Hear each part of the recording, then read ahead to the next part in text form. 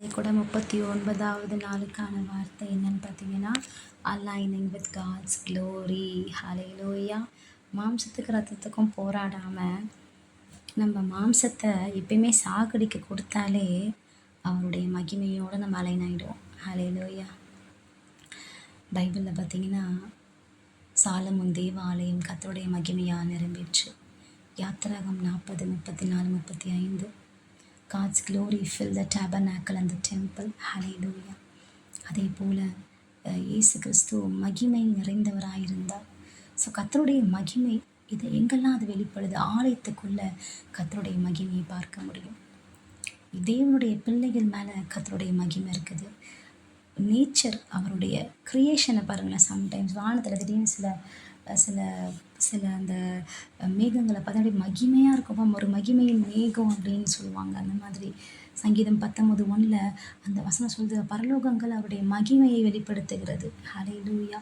அதே மாதிரி அவருடைய வல்லமை மூலயமா அவருடைய மகிமையை நாம் பார்க்க முடியும். பரிசுத்தத்தின் மூலயமா அவருடைய மகிமையை நாம் அனுபவிக்க முடியும். ஸோ நம்ம வாழ்க்கை மறுரூபம் அடையும் பொழுது அவருடைய மகிமையை நாம் பார்க்க முடியும். நம்ம எப்படி அவருடைய மகிமையில் அலைன் ஆகணும்னு சொன்னால், ஒவ்வொரு நாளும் அவருடைய ப்ரெசன்ஸை நம்ம விரும்ப வேண்டும். கர்த்தருடைய மகிமை அப்படின்றதே அவருடைய பிரசன்னம் தான். ஹல்லேலூயா. அவருடைய ஆடை வெளிச்சம் என்று வசனம் சொல்லுது.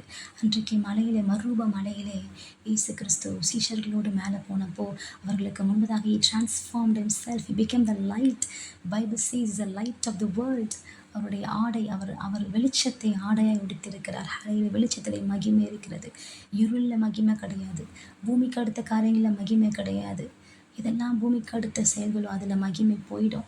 ஆனால் இதெல்லாம் பரலோகத்துக்குரியவைகள், இம்மைக்குரியவைகளுக்காக அல்ல, மறுமைக்குரியவைகளுக்காக ஜீவிக்கிறவர்களே தேவ மகிமையை அவர்கள் சுதந்திரிக்க முடியும். மோசேயை குறித்து நீங்கள் யாத்திராகம் 34 29, 35 வாசிச்சிங்கன்னா, அப்படியே தேவனுடைய சமூகத்தில் இரவும் பகலும் காத்திருந்த மோசே, அவர் மேலே பயங்கரமான ஒரு மகிமை வந்துச்சு.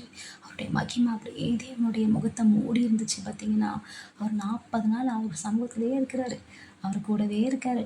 40 days டே அண்ட் நைட் மோசே ஆண்டோடைய சமூகத்தில் அவரோட பேசி கொண்டு இருந்தாருன்னா பார்த்துக்கோங்க. நமக்கு 1 hour ஜெபிக்க கஷ்டமாக இருக்குது, 2 hours ஜெபிக்க கஷ்டமாக இருக்குது. 40 நாள் கர்த்தருடைய மகிமையிலே மோசே இருந்தபொழுது அவர் முகம் பயங்கரமாக பிரகாசித்தது. Why 40 days he was in the light, not the worldly light, the glorious light of heaven. He descended upon the mountain and he was with Moses. Hallelujah. அந்த மகிமை ஆண்டவரோடு இருக்கிற உறவு கொள்ளுகிற பிள்ளைங்க மேலே ஒரு மகிமை இருக்கும். அனுதினமாக அவரோடு உறவாடிக்கொண்டே இருக்கிறவங்க மேலே ஒரு பயங்கரமான மகிமை இருக்கும். ஹல்லேலூயா. ஜனங்கள் அவர் முகத்தை பார்க்க முடியாமல் அவர் முகத்தை மூடி அவர் பேசுகிற நிலைமை வந்துச்சு. அந்த அளவுக்கு கர்த்தருடைய மகிமை வெளிப்பட்டது. ஹல்லேலூயா. கர்த்தருடைய மகிமை ஒரு ஆலயத்து மேலே வந்துச்சு. அடுத்தது கர்த்தருடைய மகிமை ஒரு மனுஷன் மேலேயே வந்துச்சு. ஹல்லேலூயா. காசா ஏசையா பாருங்கள், ஏசையா 6:1-8 வாசிச்சு பாருங்களேன். ஏசையா கர்த்தருடைய மகிமையை பார்க்குறாரு. தேவனுடைய அந்த ஆலயத்தில் பார்க்குறாரு. பார்த்துட்டு சொல்கிறார், ஆண்டவரே நான் அசுத்த உதர்ல மனிதன் சொல்கிறார். தன்னை ஆண்டுடைய மகிமை வரும்பொழுது நாம் அசுத்தத்தை உணர்ந்து கொள்ளுவோம். ஹல்லேலூயா. நம்ம யாருன்றதை உணர்ந்து கொள்ளுவோம். நாட்களை கூட கர்த்தருடைய மகிமை என்பது விசேஷமானது. அது நமக்கு வேணும்னு சொன்னால் நம் சுய மகிமையை நாம் வெறுக்க வேண்டும். சுய ப்ரைஸிங், நம்மளை ஒருத்தவங்க பாராட்டுறாங்கல்ல உலக பிரகாரம் சூப்பர் பெஸ்ட்டு, இந்த மாதிரி காரியங்களை வெறுத்தால்தான் கர்த்தருடைய மகிமைக்குள்ளே நாம் போக முடியும். உபத்திரவப்படுகிறவர்கள் மீது கர்த்தருடைய மகிமை உதிக்கும். ஹல்லேலூயா. நம் வேதத்தில் கூட ஆண்டவர் சொல்கிறாரு, நீங்கள் எதை செய்தாலும், நீங்கள் புசித்தாலும் குடித்தாலும் கர்த்தருடைய நாமத்துக்கு மகிமைக்காகவே செய்யுங்கள். கொரிந்தியர் 10:31. என்றைக்குமே மகிமை, கனம் இதெல்லாமே கர்த்தருக்கே உரியது. இதில் எதுலையுமே நம்ம கை வைக்கவே கூடாது. ஆண்டவருக்கு அது பிரியமாகவே இருக்காது. ஏசப்பாட்ட சொல்லலாமா, ஏசப்பா நம்ம ஜெபிச்சிருக்கலாம், நம்ம உபவாசித்திருக்கலாம், நம்ம போராடி இருக்கலாம், நம்ம பேசியிருக்கலாம், நம்ம பிரசங்கித்திருக்கலாம், நம்ம ஞானஸ்தானம் கொடுத்துருக்கலாம், அவங்களுக்கு ஒருவேளை நம்ம மூலியமாக அவங்க ரட்சிக்கப்பட்டிருக்கலாம். ஆனால் அவங்க நம்ம மூலியமாக யார் ரட்சித்தார்? கர்த்தர் ரட்சித்தார். நம்ம மூலியமாக யார் பேசினார்? கர்த்தர் பேசினார். கர்த்தர் பாட வைத்தார். கர்த்தர் ஜெபிக்க வைத்தார். கர்த்தர் உபதேசிக்க வைத்தார். கர்த்தர் தான் நம் மூலியமாய் சகலவற்றையும் செய்து கொண்டிருக்கிறார். அப்போ சகலவற்றையும் செய்கிற அவர் ஒருவருக்கு தான் சகல மகிமையும் துதியும் கனமும் எப்போதும் உண்டாயிருக்க வேண்டும். ஸோ கர்த்தருடைய மகிமையோடு இணைந்திருக்கிறவர்கள் மனுஷர்களை அதிகமாய் புகழ மாட்டார்கள். பிரதர் நீங்கள் தான், சிஸ்டர் நீங்கள் தான், வேண்டாம், எதுக்கு? கர்த்தர் எல்லாம் இல்லாமல் ஊழியம் கிடையாது, கர்த்தர் இல்லாத குடும்பம் கிடையாது, கர்த்தர் இல்லாமல் பாதுகாப்பு கிடையாது. ஆண்டவர் தேசத்தை பாதுகாக்கலாம் காவலாளியே விருதா, கர்த்தர் சபையை நடத்தலனா ஊழியக்காரங்க விருதா, கர்த்தர் குடும்பத்தை நடத்தினா கணவர் விருதா. கர்த்தர் தான், கர்த்தர் தான், ஆண்டவர் தான் நம்மை காப்பாற்றுகிறார், ஏற்பாய்ச்சுகிறார், போஷிக்கிறார், உடுத்து வைக்கிறார்.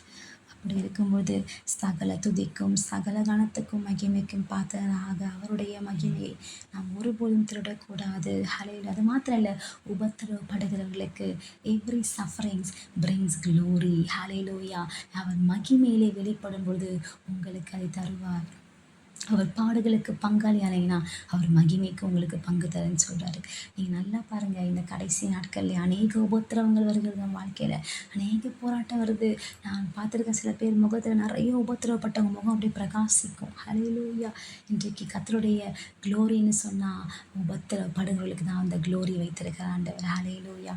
அவருடைய வருகையில் பார்த்தீங்கன்னா உபத்திரவப்படுறவர்களுக்கு ஒரு மகிமை இருக்குது. ஹல்லேலூயா. சும்மா கிடையாது, ஆண்டதை கொடுப்பார். அவருடைய வருகை வரும்பொழுது பிசாசின் முகம் கருகி போயிருக்கும், நம் முகம் பிரகாசிக்கும். நம்ம அவரோட ஆளுகை செய்ய போகிறோம், நம்ம அவருடைய மகிமையில் இருப்போம். மகிமையில் இருக்கும்போது நம்ம கண்ணீர், கஷ்டம், கவலை, அவருக்காக பட்ட துக்கம், துன்பம், வேதனை, வியாகுலம் ஒன்றுமே நமக்கு வேதனை இல்லாத வாழ்க்கை, வலி இல்லாத வாழ்க்கை, இயேசுவோடு நித்தியமாய் நாம் வாழப்போகிற அந்த வாழ்க்கைக்காக சந்தோஷப்படுங்க. ஹல்லேலூயா. அப்படிப்பட்ட மகிமையை காண நாம் வாஞ்சியாக இருப்போமாக. கர்த்தர் தாமே இந்த வார்த்தையை ஆஸ்வதிப்பாராக. கர்த்தருடைய மகிமை குறித்து பேசுவதற்கு நிறைய காரியங்கள் இருக்கிறது. அவருடைய மகிமை நட்சத்திரங்கள் மூலியமாய் வெளிப்படுகிறது, சூரியன் மூலியமாய் எங்கெல்லாம் வெளிச்சம், எதெல்லாம் லைட்டோ அதெல்லாம் காட்ஸ் க்ளோரி. ஹல்லேலூயா. எங்கெல்லாம் வெளிச்சம் இருக்கலோ அங்கெல்லாம் ஆண்டவருக்கு பரலோகமே வெளிச்சமாக தான் இருக்கும், அங்கே இருளே கிடையாது. அதனால தான் முதல் ஆண்டு இந்த பூமியில் கூட பார்த்திங்கன்னா வெளிச்சத்தை முதலாவது உண்டாக்கினார். ஹல்லேலூயா. முதல்ல கர்த்தர் உண்டாக்குனது வெளிச்சம். ஏன்னு சொன்னால் பரலோகம் முழுவதும் வெளிச்சம் இருந்துச்சு, பூமி அப்படி ஆப்போசிட், பூமியில் ஃபுல்லாக இருள் தான் இருந்துச்சு. ஆனால் கர்த்தர் முதலாவது பூமிக்கு வெளிச்சத்தை கொடுத்தார். வெளிச்சத்தின் பிள்ளையாக நடந்து கொள்ளுங்கள் என்ற வசனம் சொல்லி, வெளிச்சத்தின் பிள்ளைகள் நடக்கும்பொழுது கர்த்தருடைய மகிமை நம்மேல் உதிக்கும், நம் முகம் பிரகாசிக்கும். ஒருபோதும் நம் முகம் வைக்கப்பட்டு போவது கிடையாது, ஒருபோதும் உங்கள் முகம் கருகி போவது கிடையாது. கர்த்தர் உங்கள் முகத்தை பிரகாசிக்க பண்ணுவார், கர்த்தருடைய முகத்தை பிரகாசிக்க பண்ணுவார். விசுவாசிங்க, நிச்சயமா நீங்கள் வைக்கப்பட்டு போகவே மாட்டீங்க. ஜெபிப்போமா? ஹல்லேலூயா. பரிசுத்த ஆவியானவர் இந்த வேளையிலே கொடுத்த வார்த்தைக்காக உம்மை ஸ்தோத்திரிக்கிறோம் தகப்பனே. அப்பா, ஒரு விசையாக உம்முடைய வெளிச்சத்தை, உம்முடைய மகிமையை எங்கள் மீது பிரகாசிக்க பண்ணுங்க, எங்கள் மீது உதிக்க பண்ணுங்க, எங்களை ஆசீர்வதிங்க.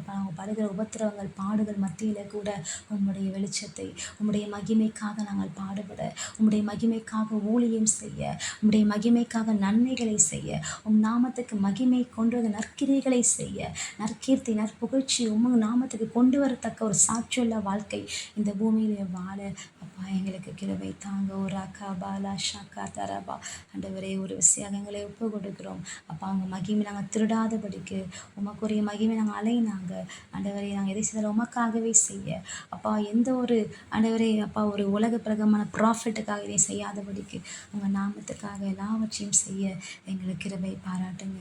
இயேசுவின் நாமத்தில் ஜெபிக்கிறோம் நல்ல பிதாவே. ஆமேன், ஆமேன். God bless you.